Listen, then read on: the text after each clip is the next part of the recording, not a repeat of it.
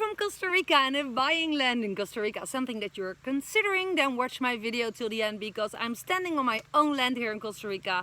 My name is Muriel, other half of Dirk and Muriel. I'm part of the Sunshine family, and I can tell you my personal 10 tips about buying land in Costa Rica and how to prevent huge failure and disaster.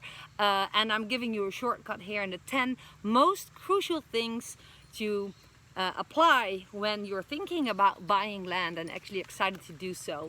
Our buying land action has been a great success. We bought a mango farm, 2.1 acres here in Costa Rica at the peninsula de Nicoya. I started from scratch with Dirk. We did not know anything about buying land in Costa Rica, and this is what we figured out and what we applied ourselves is one, to find a trustable lawyer. A trustable lawyer is key, and it's even more important than having a real estate agent. A real estate agent is important and can super help you, but it's more like an intermediary between you and the landowner, of course, and who takes a lot out of your hands. Well, what happens a lot, and that's what we see a lot of our friends and neighbors have done here, is that they buy property without a real estate agent, but with a so-called intermediary. It can be someone from the area who knows the area and the owner really well and who does the intermediary work for you. But having a trustable, good lawyer, that is my tip number one.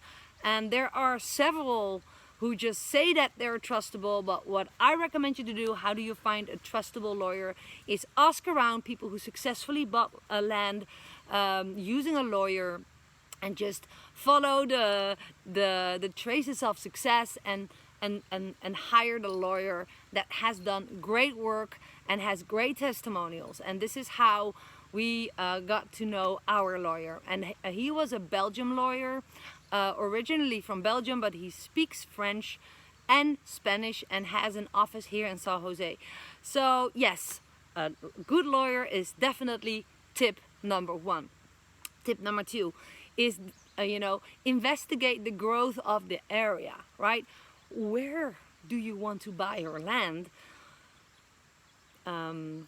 This is not just about, do you like to live close to the ocean or have close to the mountains. This is about what is the area doing, right?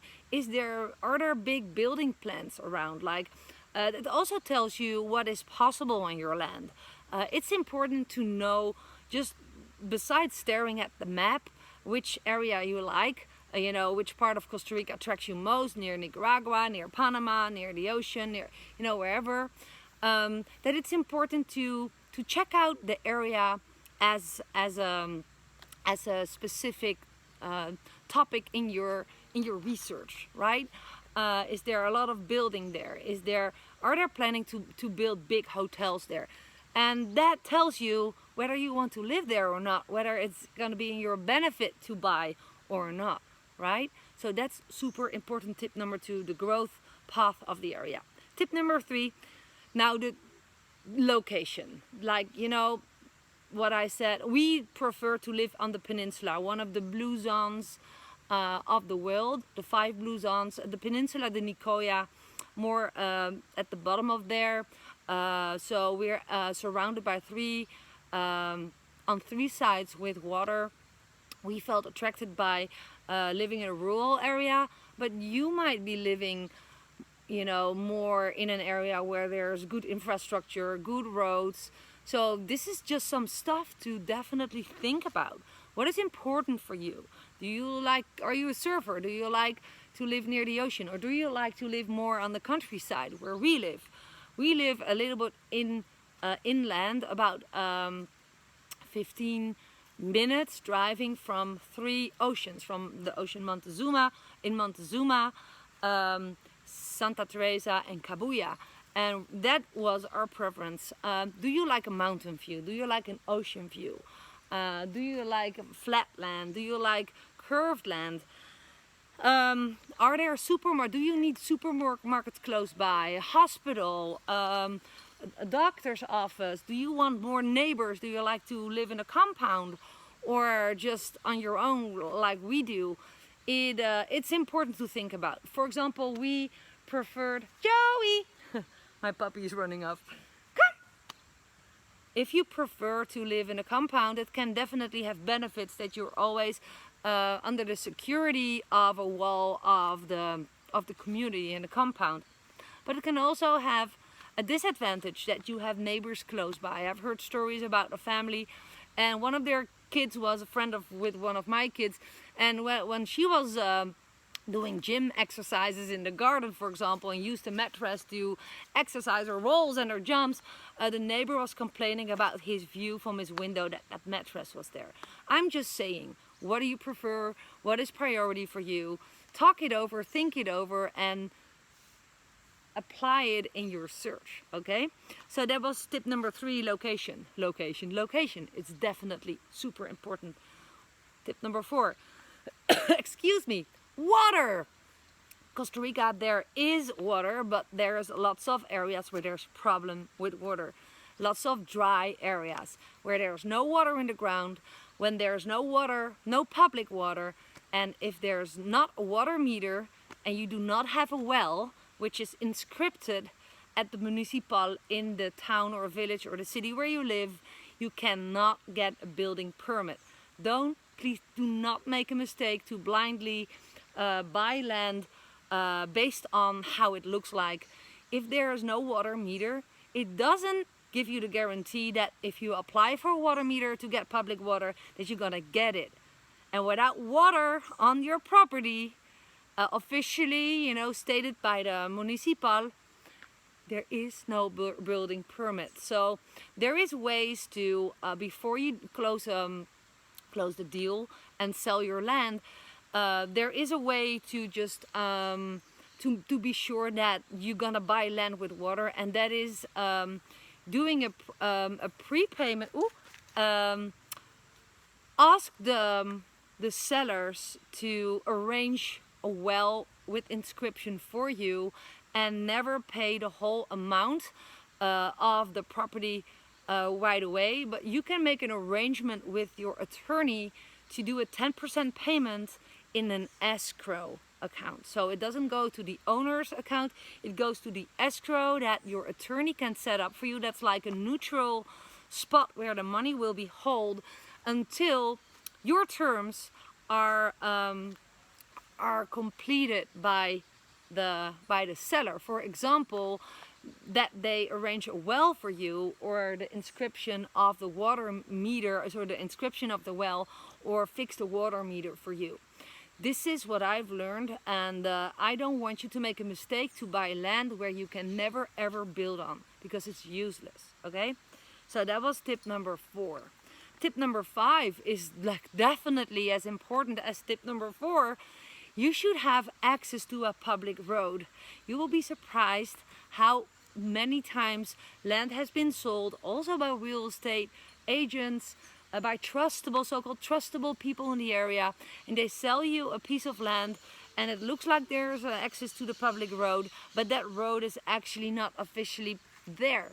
So you can only say if it has access to the public road if it's on the drawings, the original drawings, and how it is familiar at the Municipal. So how the ooh, what do you have there?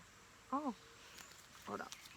So how it is registered on the Municipal, on there you should be able to see. This is Joey, by the way, our new guard dog on the land. He's a puppy and really really energetic.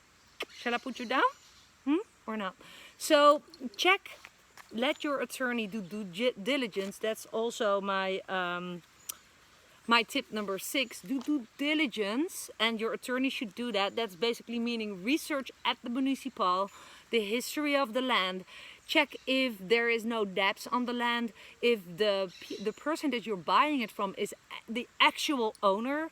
And what I mean with investigate what's the history of the land, I mean, is there any family member of the landowner who can say, hey, that I own a piece of that land, so after you bought it, and you are happily building your property, your house, your casa, your villa, whatever, that some family member of the previous landowner comes to you and say, well, that piece of the land is actually mine, because here I can prove it to you that the brother of the father of the, you know, a relative of me owned that land, and this is actually mine.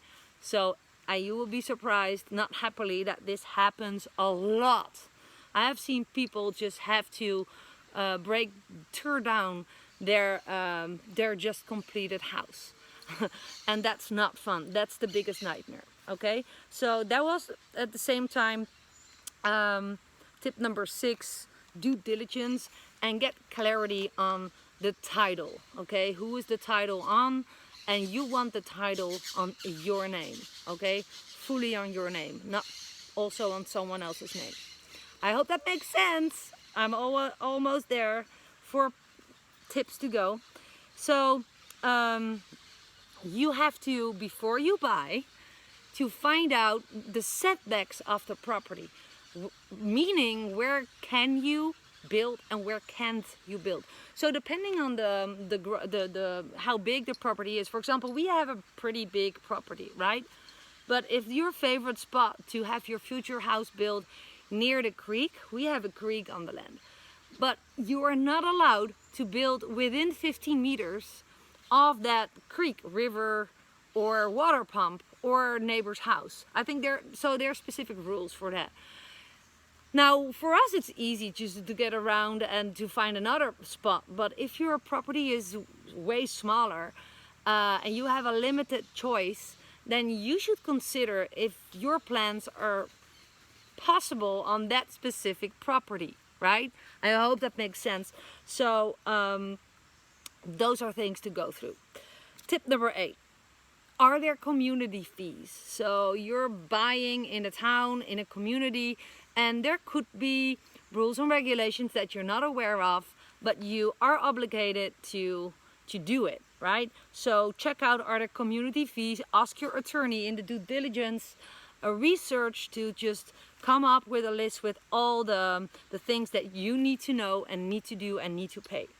That brings me to tip number 9, taxes. Depending if you're buying on your own name or on a corporation name, which is actually like a tip in between. We bought it on a corporation name. It is tax-wise better and also a safer way to buy, because you buy it as a company, as a business, an anonymous corporation, and not on a person. Don't ask me the details about it, but I have heard many people just advising me just buy it on an anonymous corporation. It's better in all sorts of ways, but I will do my best to figure out why exactly and shoot a new video about it, okay? But just buy it on your attorney can help you set up the anonymous corporation for you, that you buy it on there, and based on that you have to pay taxes, and depending on how much your property and everything on it is worth, that's how much taxes you have to pay. And in general, it's not that much, but you never know how the rules may change. And Joey wants to walk, but I'm gonna hold you for tip number 10. Tell your attorney about your will in case you pass away. You know, you're in a... Okay, I'm gonna let him go. Go baby. So if you bought your land, it's important that your attorney is aware of your will. So there is an important list of papers that we recommend you to hand over to your attorney. Some he may have anyways, like your passport and stuff, and your personal details. But like your will is super important. What happens with the land if you are not there anymore, right? If you have land in Costa Rica and you're even here permanently, then who knows about your will if you come from the Netherlands, for example, like we do. If we pass away, we have to do with lots of laws and regulations in the Netherlands, but having a property here, you know, who inherits our land? We have a will, a testament, because we have kids, and also other family members, but you want your attorney to know exactly who to inform and what to do and who to give the right to sell or to live on it, etc. And that brought me to tip number 10, and I totally hope that this benefits you. Again, if you like my content, like my video, and it was beneficial for you, put your thumb up and even share my video to people you think can benefit from it too. Hit the bell icon after subscribing so you get notified, as soon as we upload a new video about our crazy lives and adventures and tips and tricks about everything according to Costa Rica. And with that being said, P.S. if you want to know how we are able to live and afford for our lives here, pay the bills, we work online, and if you want to learn more about it, go to the description below. You will find some information about it, about how we work fully online without having jobs or brick and mortar businesses here. So with that being said, thank you for your time. Thank you for watching. This was Muriel from the Sunshine Family. Take care. See you in my next video.